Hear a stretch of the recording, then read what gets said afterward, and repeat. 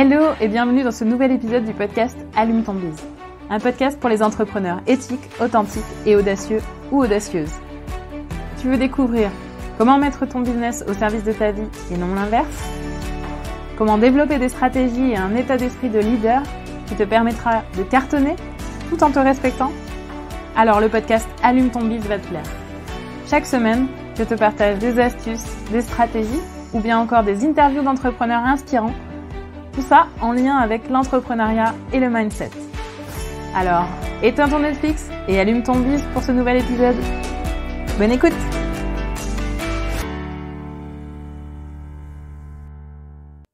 Hello, j'espère que vous allez bien et que vous êtes en forme pour ce nouvel épisode.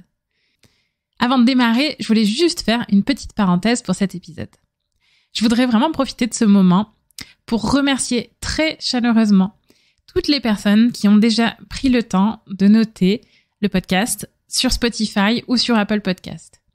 De remercier chaleureusement toutes les personnes qui ont pris le temps aussi de mettre un commentaire sur Apple Podcast.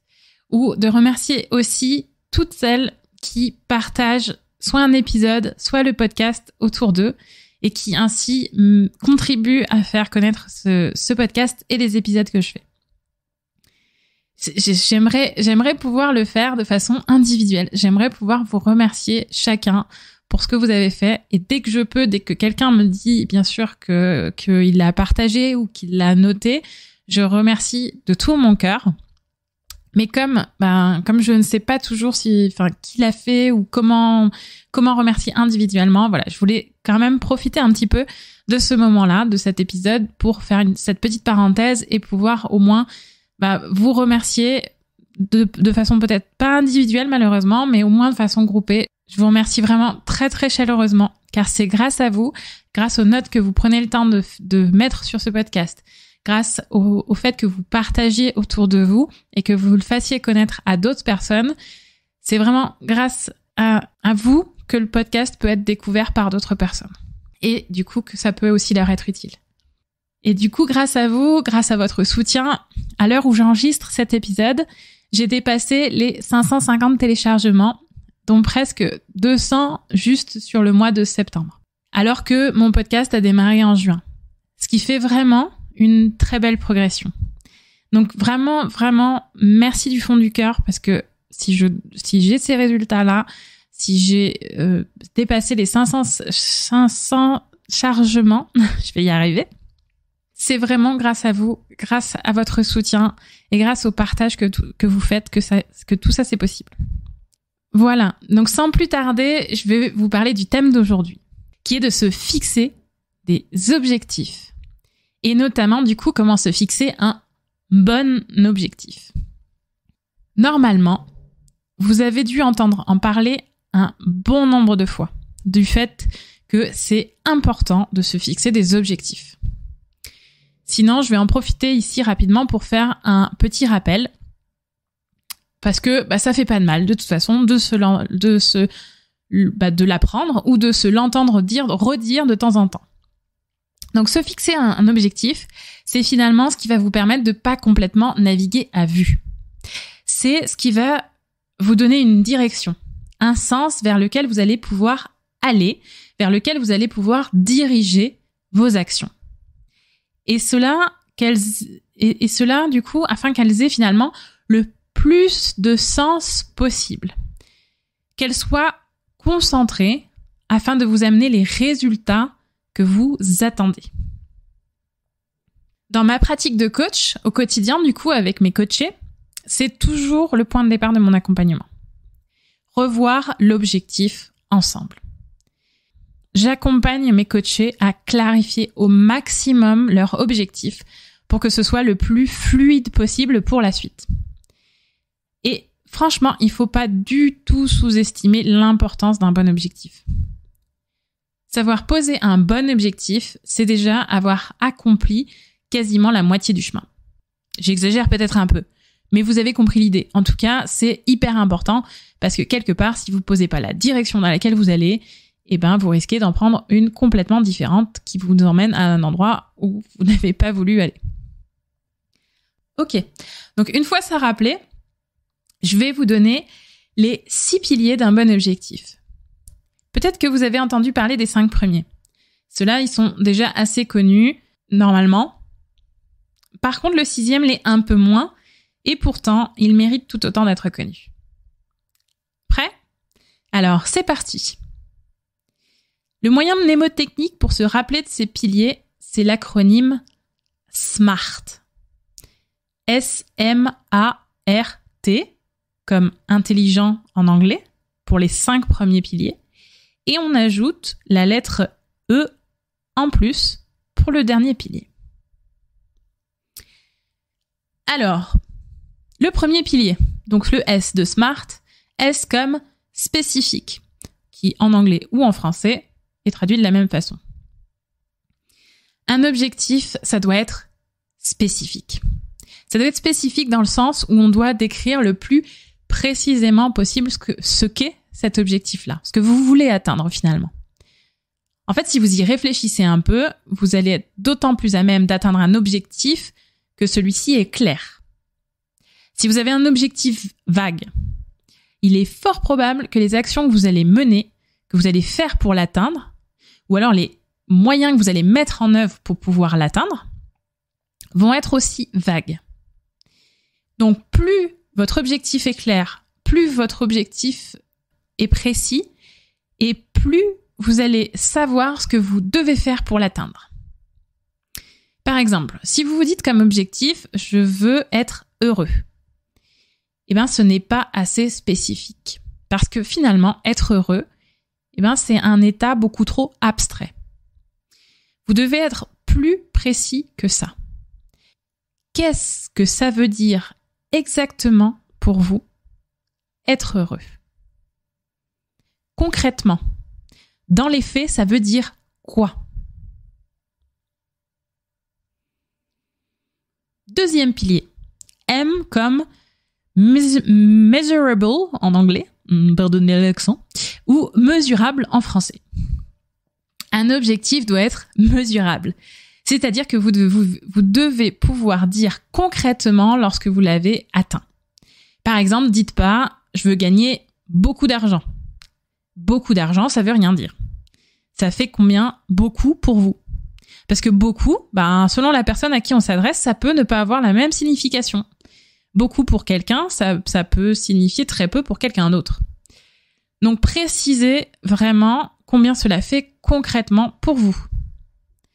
Donnez un chiffre, donnez une mesure précise qui vous permettra de savoir précisément quand vous atteignez le résultat escompté. En tant que chef d'entreprise, vous devez connaître ce que sont les KPI. KPI pour Key Performance Indicators ou indicateurs clés de performance en français. C'est-à-dire, en fait, les KPI, c'est les principaux chiffres que vous allez suivre tout au long de la vie de votre entreprise pour être en capacité de mesurer sa bonne santé et ses résultats.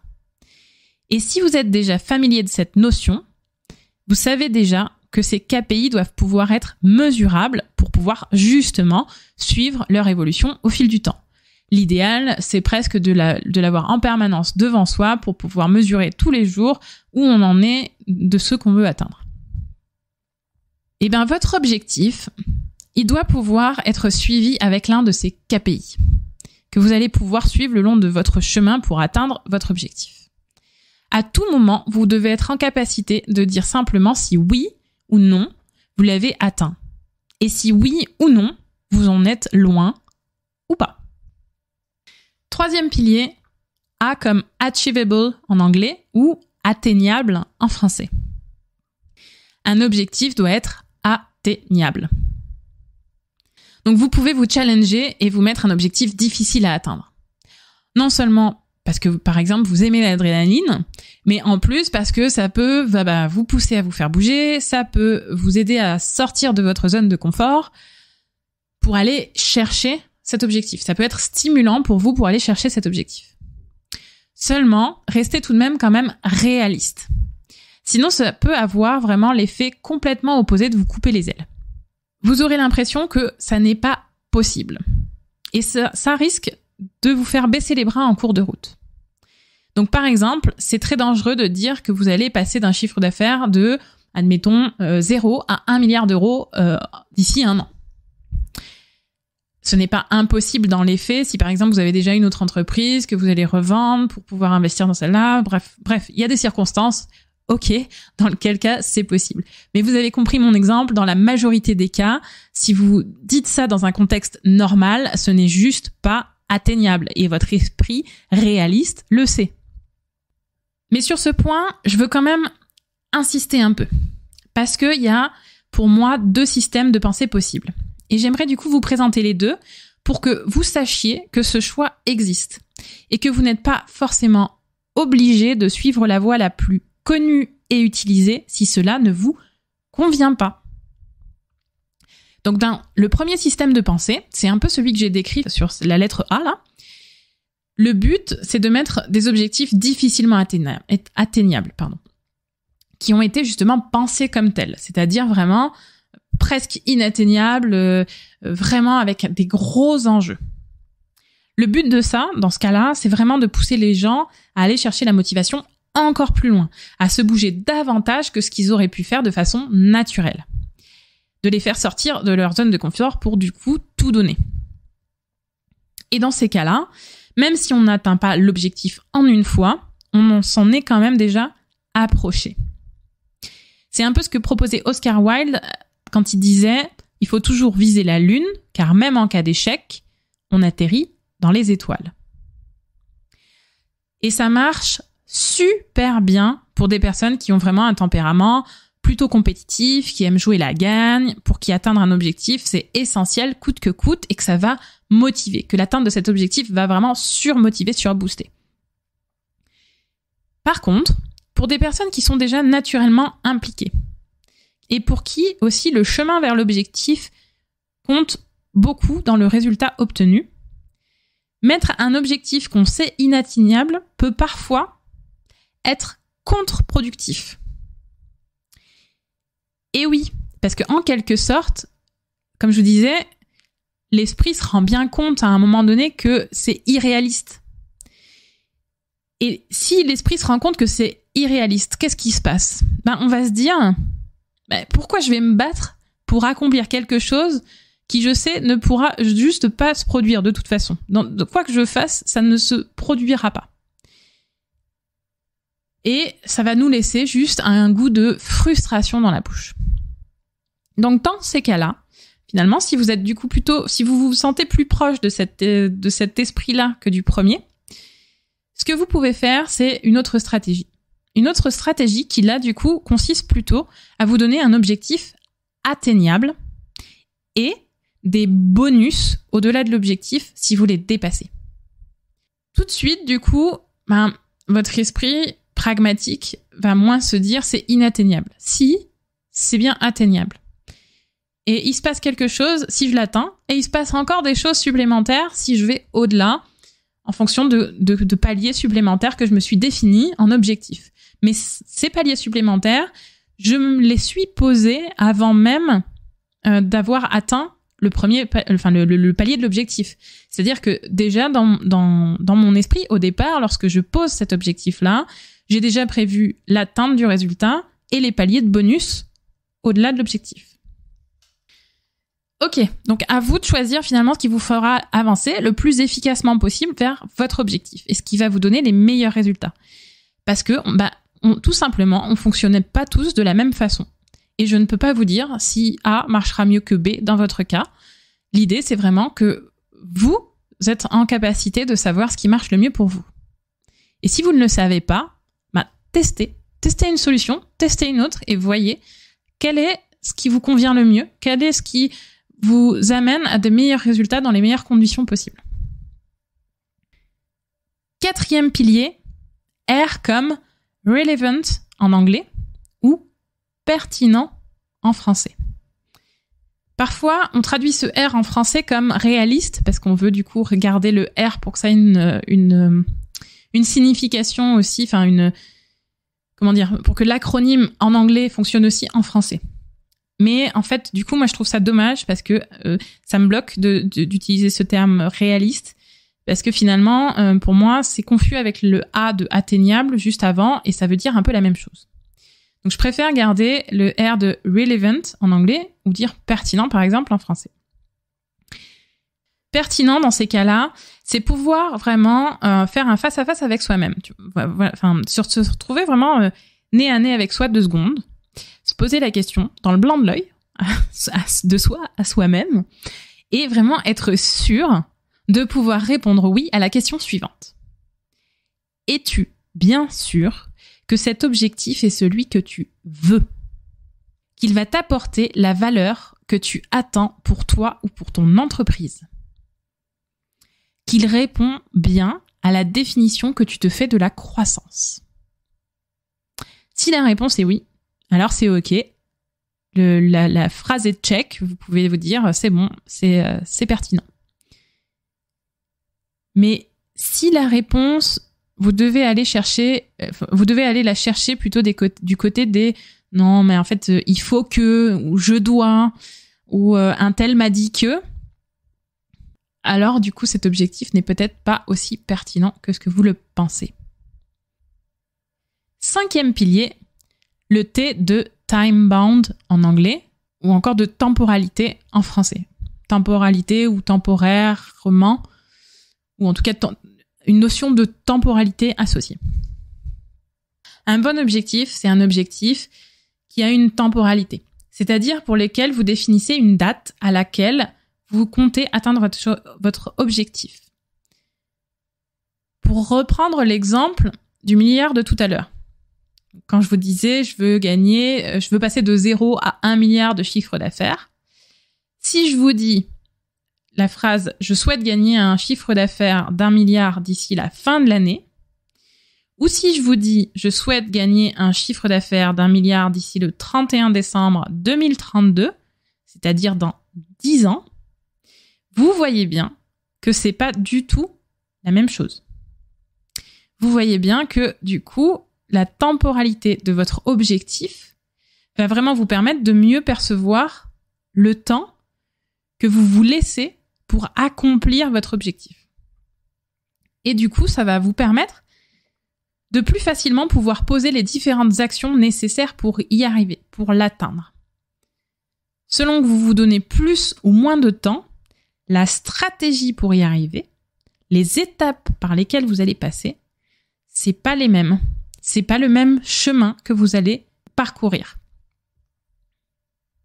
Ok, donc je récapitule jusque-là. On a le SMART, donc un objectif SMART qui est à la fois spécifique, mesurable, atteignable, relevant, c'est-à-dire pertinent, et temporellement défini.